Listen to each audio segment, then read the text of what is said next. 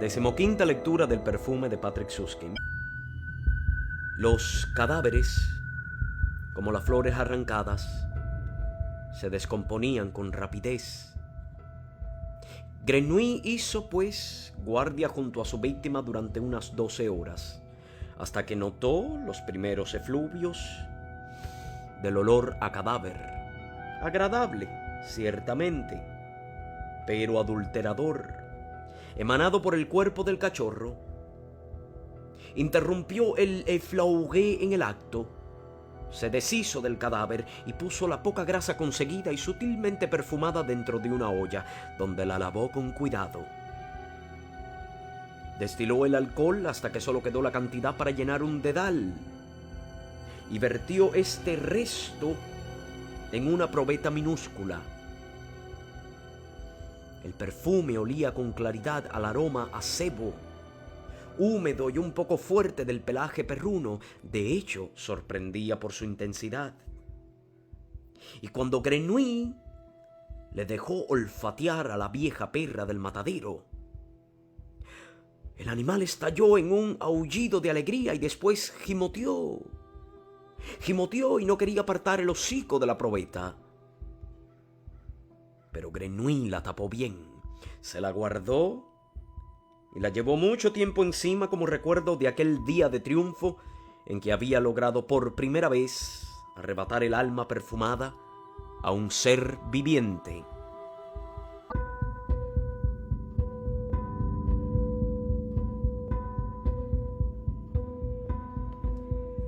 Después, con mucha lentitud y la más extrema precaución, se fue acercando a las personas.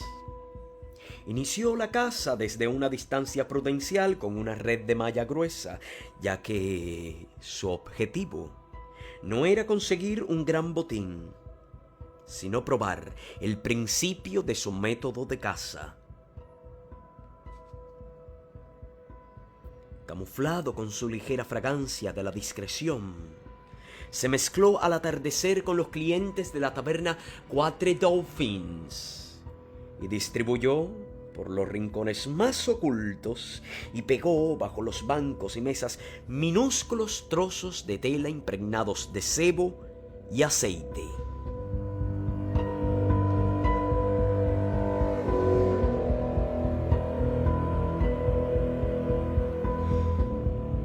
Unos días después, fue a recogerlos e hizo la prueba.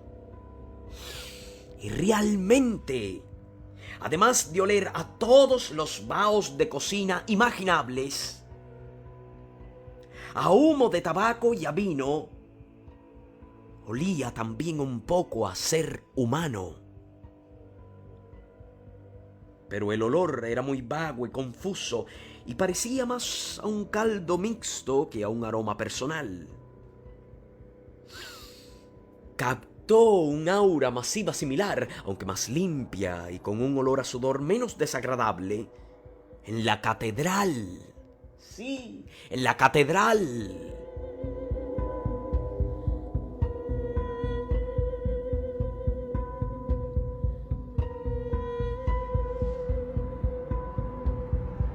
Donde colgó sus pingos bajo los bancos el 24 de diciembre y los recogió el 26, después de exponerlos a los olores de los asistentes a 7 misas y un terrible conglomerado de sudor de culo, sangre de menstruación, corvas húmedas y manos convulsas, mezclados con el aliento expelido por 1000 cantantes de coro y declamadores de avemarías y el humo sofocante del incienso y de la mirra, había impregnado los trozos de tela.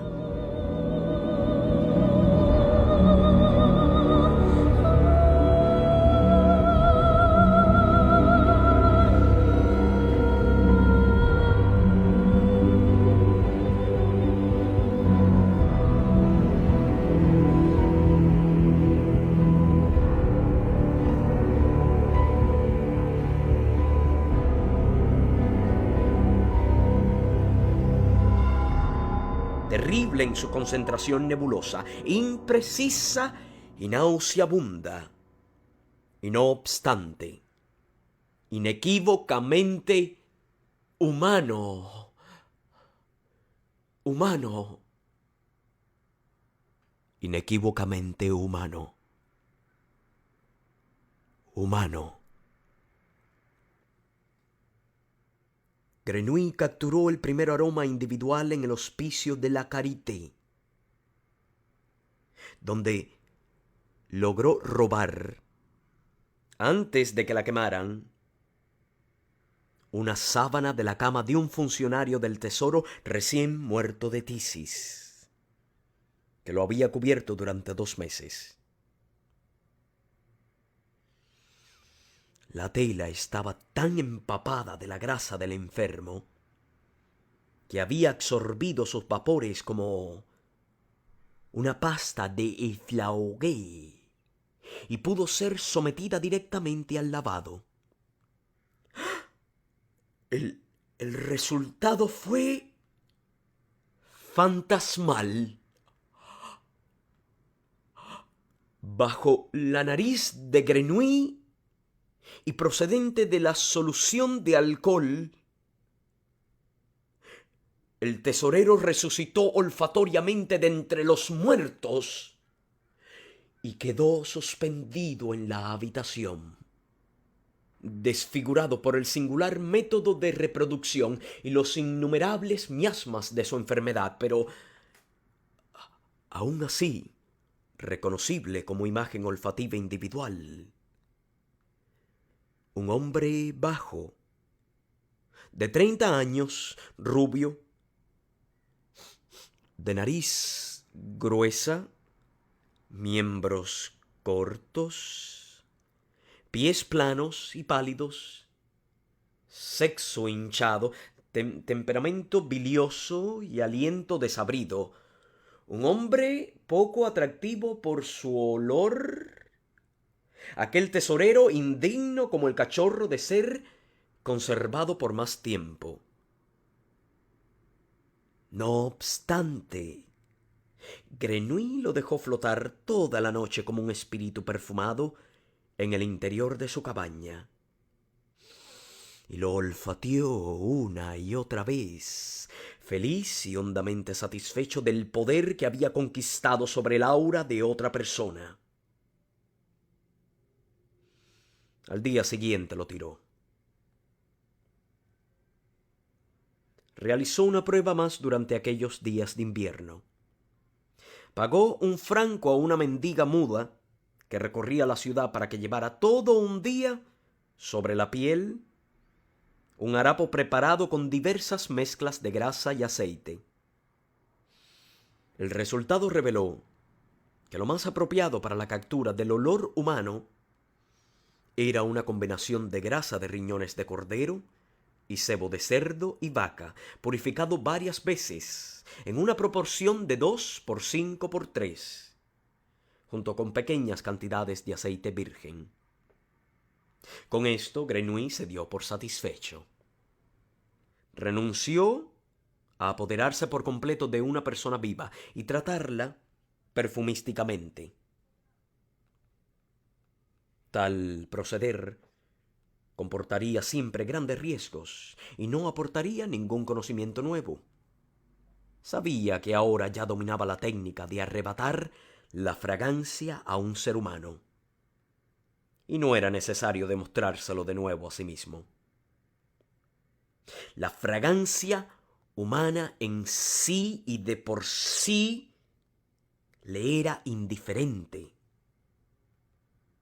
Se trataba de una fragancia que podía imitar bastante bien con sucedáneos.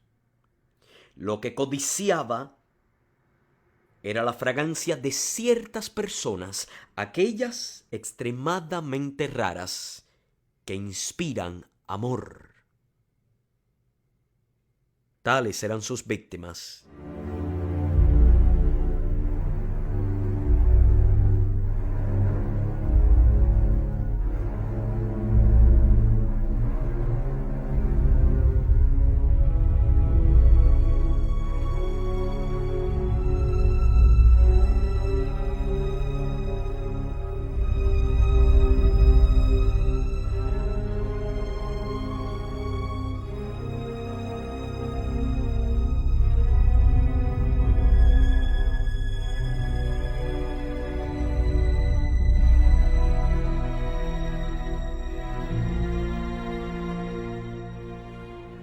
En enero se casó la viuda Arnulfy con su primer oficial, Dominique Drouot, a quien de este modo promocionó a Maître Gantier au Pésumer. Se celebró un gran banquete para los maestros del gremio y otro más modesto para los oficiales. Madame compró un colchón nuevo para su cama, que ahora compartía oficialmente con Drouot, y sacó del armario su vestuario multicolor. Todo lo demás siguió como antes. Conservó el viejo y buen nombre de Arnulfy. Conservó la fortuna indivisa, la dirección económica del negocio y las llaves del sótano. Drouot cumplía a diario sus obligaciones sexuales y después se refrescaba con vino. Y Grenouille, aunque ahora era el primer y único oficial, continuó desempeñando el grueso del trabajo por el mismo salario exiguo, parca alimentación y pobre alojamiento. El año comenzó con el torrente amarillo de las casias, con jacintos, violetas y los narcóticos narcisos.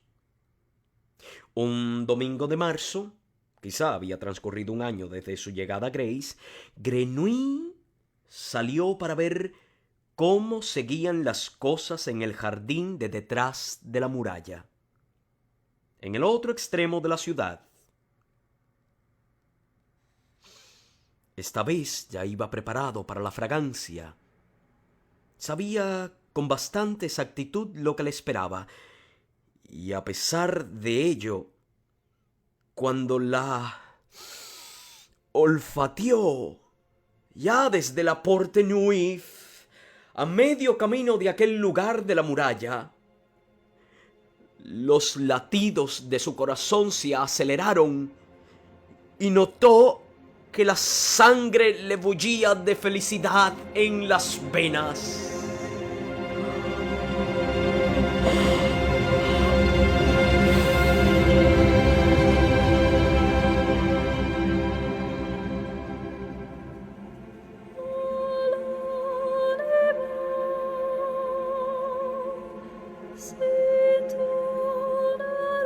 Ella continuaba allí. La planta de belleza incomparable había sobrevivido indemne al invierno. Estaba llena de savia. Crecía, se expandía.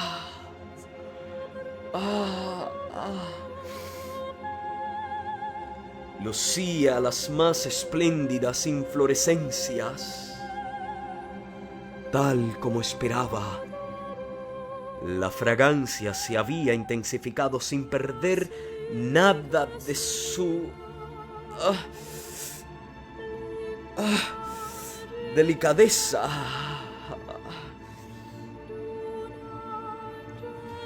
El perfume que hacía solo un año se derramaba en sutiles gotas y salpicaduras era ahora un fragante río ligeramente pastoso que refulgía con 1000 colores y aún así los unía sin desperdiciarlos. Y este río,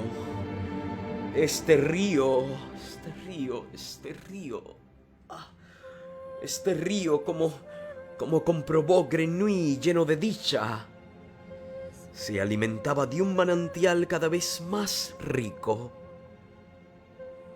Un año más, solo un año, solo 12 meses, y este manantial se desbordaría y él podría venir a captarlo y a apresar la salvaje acometida de su perfume.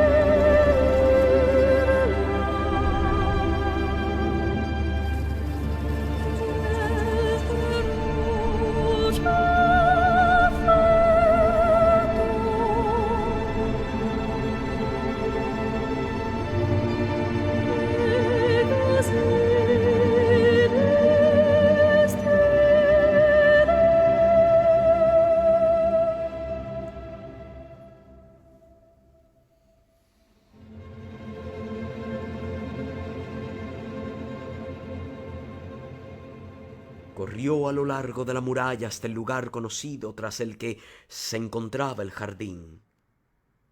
Aunque, al parecer, la muchacha no estaba en el jardín, sino en la casa, en un aposento y detrás de las ventanas cerradas.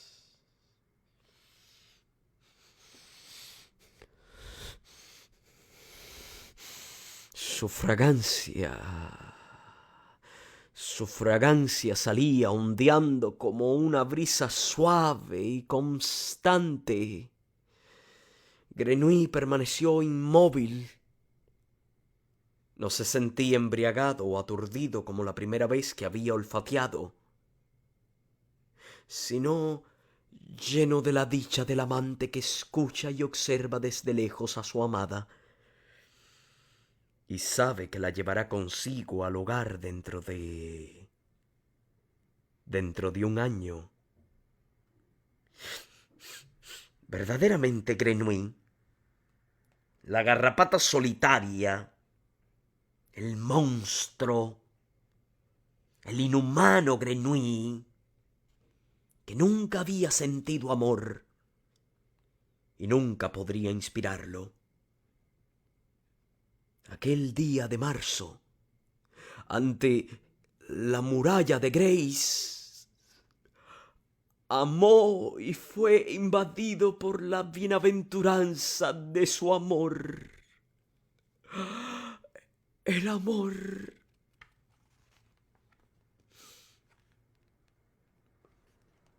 Bien es verdad que no amaba a una persona, ni siquiera a la muchacha de la casa de detrás de la muralla. Amaba la fragancia, solo a ella y nada más, y únicamente como su futura y propia fragancia. Vendría a apoderarse de ella dentro de un año, lo juraba por su vida. Y después de esta extraña y solemne promesa o juramento de amor, después de este voto de fidelidad pronunciado ante sí mismo y ante su futura fragancia, abandonó el lugar con ánimo alegre y volvió a la ciudad por la Porte du Cours. Lo juraba por su vida. Vendría a apoderarse de ella dentro de un año.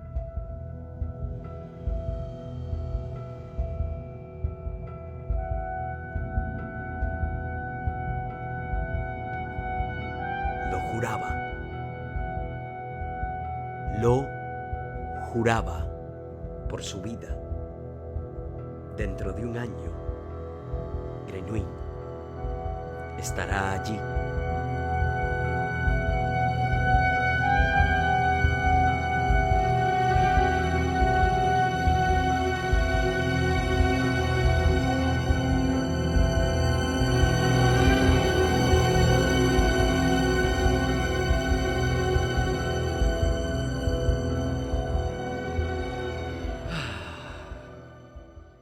Cuando yací en su cabaña por la noche, evocó de nuevo el recuerdo de la fragancia. No pudo resistirse a la tentación y se sumergió en ella para acariciarla y dejarse acariciar por ella de un modo tan íntimo, tan soñador, como si ya la poseyera realmente. Y amó a su fragancia, su propia fragancia, y asimismo en ella durante una hora exquisita y embriagadora. Quería llevar consigo al sueño este sentimiento de amor hacia sí mismo. Pero precisamente en el instante en que cerró los ojos y solo habría necesitado un segundo para conciliar el sueño, la fragancia lo abandonó de repente, y en su lugar flotó en la habitación el frío y penetrante olor del redil de cabras. Grenouille se asustó. ¿Y si esta fragancia que voy a poseer desaparece, se dijo. No es como en el recuerdo, donde todos los perfumes son imperecederos. El perfume real se desvanece en el mundo. Es volátil. Y cuando se gaste, desaparecerá el manantial de donde lo he capturado y yo estaré desnudo como antes. Y tendré que conformarme con mis sucedáneos. No, será peor que antes. Peor que antes. Porque ahora, entre tanto, habré conocido y poseído mi propia magnífica fragancia y jamás podré olvidarla. Ya que jamás olvido un aroma. Y durante toda la vida me consumirá su recuerdo, como me consume ahora, en este mismo momento, la idea de que llegaré a poseerlo, pero ¿para qué lo necesito entonces? ¿Para qué? ¿Para qué? ¿Para qué lo necesito entonces? Este pensamiento fue en extremo desagradable para Grenouille. Le aterraba que la fragancia, que aún no poseía, dejara de ser suya irremisiblemente cuando la poseyera. ¿Cuánto tiempo podría conservarla? ¿Unos días? ¿Unas semanas? ¿Tal vez un mes, si se perfumaba con suma parquedad? Y después. Y después. Se vio a sí mismo agitando el frasco para aprovechar las últimas gotas, enjugándolo con alcohol a fin de no desperdiciar el menor resto, y olió cómo se evaporaba para siempre y sin remedio su adorado perfume. Sería como una muerte lenta, una especie de asfixia interna, una dolorosa y gradual evaporación de sí mismo en el repugnante mundo. Se estremeció. Le asaltó el deseo de renunciar a sus planes, de perderse en la noche y alejarse de allí. Cruzaría las montañas nevadas sin descanso y recorrería 100 millas hasta Auvernia. Y allí volvería a rastras a su vieja caverna y dormiría hasta que le sorprendiera la muerte. Pero no lo hizo. Permaneció sentado y no cedió al deseo, pese a que era muy fuerte. No cedió a él porque siempre había sentido el deseo de alejarse de todo y esconderse en una caverna. Ya lo conocía. En cambio, no conocía la posesión de una fragancia humana, una fragancia tan maravillosa como la de la muchacha que vivía detrás de la muralla. Y aunque sabía que debería pagar un precio terriblemente caro por la posesión de aquella fragancia y su pérdida inevitable, tanto la posesión como la pérdida se le antojaron más apetecibles que la lapidaria renuncia a ambas. Porque durante toda su vida no había hecho más que renunciar, pero nunca había poseído y perdido. Durante toda su vida no había hecho más que renunciar, pero nunca había poseído y perdido. Poco a poco se esfumaron las ideas y con ellas los estremecimientos. Sintió cómo la sangre caliente volvía a darle vida y cómo se apoderaba de él la voluntad de llevar a cabo lo que se había propuesto, incluso con más fuerza que antes. porque ahora la voluntad ya no tenía su origen en un simple anhelo, sino que había surgido de una decisión meditada. La garrapata Grenouille. La garrapata Grenouille, colocada ante la disyuntiva de resecarse o dejarse caer, optó por esto último, sabiendo muy bien que esta caída sería la definitiva. Se acostó de nuevo en el catre, sintiéndose muy a gusto sobre la paja y bajo la manta, y considerándose un héroe. Sin embargo, Grenouille no habría sido Grenouille si un sentimiento fatalista y heroico le hubiera satisfecho durante mucho tiempo. Poseía para ello una personalidad demasiado tenaz, un temperamento demasiado retorcido y un espíritu demasiado refinado. De acuerdo, había decidido poseer la fragancia de la muchacha de detrás de la muralla. Y si al cabo de pocas semanas la perdía, y la pérdida le causaba la muerte, no le importaría. Sería mejor, sin embargo, no morir y aún así continuar en posesión del perfume, o al menos aplazar todo lo posible su pérdida. Había que hacerlo durar más. Había que eliminar su volatilidad sin arrebatarle sus cualidades. Un problema de perfumería. Existen fragancias que se conservan durante décadas. Un armario frotado con almizcle, un trozo de cuero empapado de esencia de canela, un bulbo de ámbar, un cofre de madera de cedro poseen una vida olfativa casi eterna. En cambio otros, el aceite de lima, la bergamota, los extractos de narciso y nardo y muchos perfumes florales, se evaporan al cabo de pocas horas al ser expuestos al aire.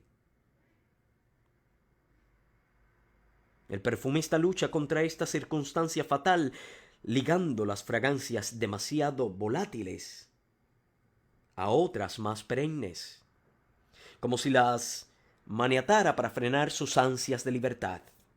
Un arte que consiste en dejar las ataduras lo más sueltas posible, a fin de dar al aroma prisionero una semblanza de libertad, y en anudarlas con fuerza para que no pueda huir.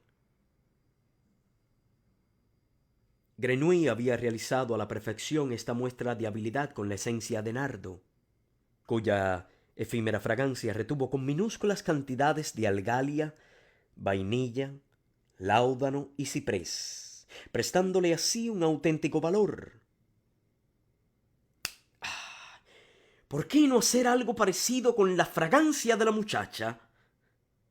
¿Por qué usar y derrochar en estado puro el aroma más valioso y frágil de todos? ¡Ah! ¡Qué torpeza! ¡Qué torpeza! ¡Qué grave falta de refinamiento! ¿Acaso se dejaban los diamantes en bruto? Se llevaba el oro en pedruscos alrededor del cuello. Era él, Grenouille, un primitivo ladrón de perfumes como Drouot y demás maceradores, destiladores y exprimidores de pétalos. ¿Acaso no era el mayor perfumista del mundo? ¿Ah? ¿Acaso se dejaban los diamantes en bruto? Se llevaba el oro en pedruscos alrededor del cuello. ¿Acaso no era él, Grenouille, el mayor perfumista del mundo? Se asestó un manotazo en la cabeza, horrorizado porque no se le había ocurrido antes. Aquella singular fragancia no podía usarse en bruto.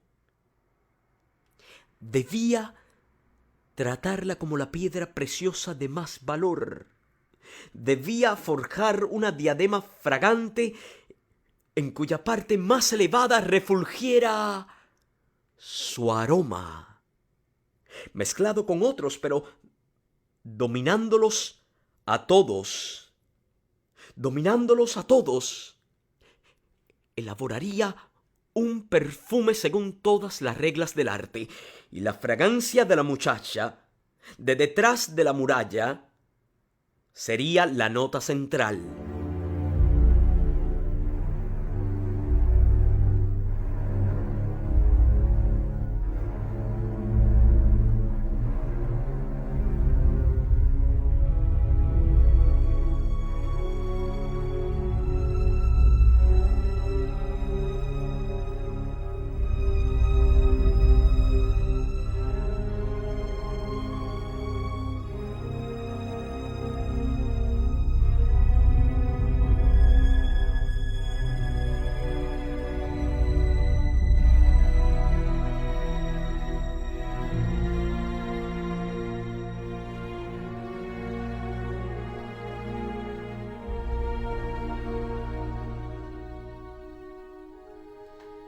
Como auxiliares, como nota básica, mediana y alta, como aroma de punta y como fijador no eran apropiados ni el almizcle ni la algalia.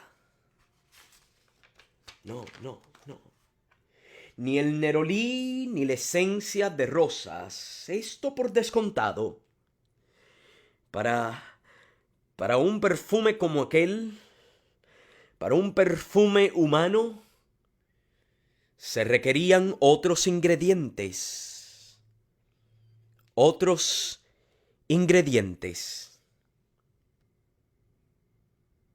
En mayo del mismo año, se encontró en un campo de rosas, a medio camino entre Grace y el pueblo de Opio, situado al este de dicha ciudad, el cuerpo desnudo de una muchacha de 15 años.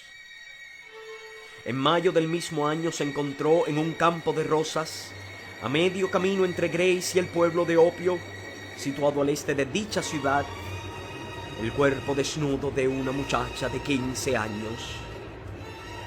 De 15 años.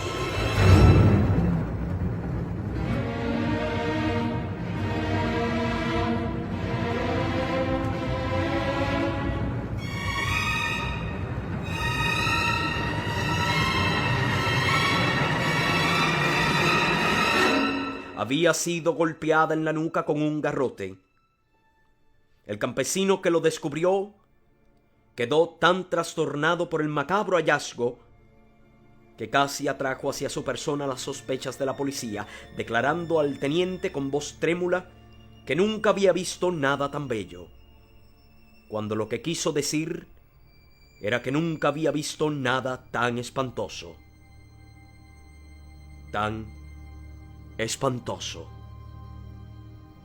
Espantoso.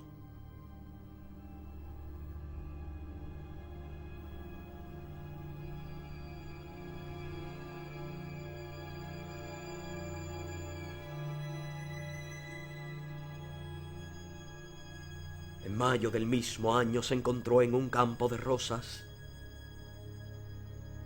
a medio camino entre Grace y el pueblo de Opio, situado al este de dicha ciudad, el cuerpo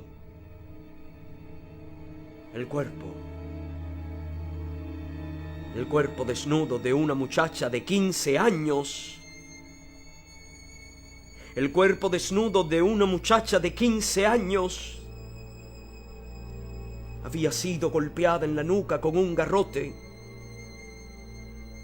El campesino que lo descubrió quedó tan trastornado por el macabro hallazgo que casi atrajo hacia su persona las sospechas de la policía, declarando al teniente, con voz trémula, que nunca había visto nada tan bello, cuando lo que quiso decir era que nunca había visto nada tan espantoso.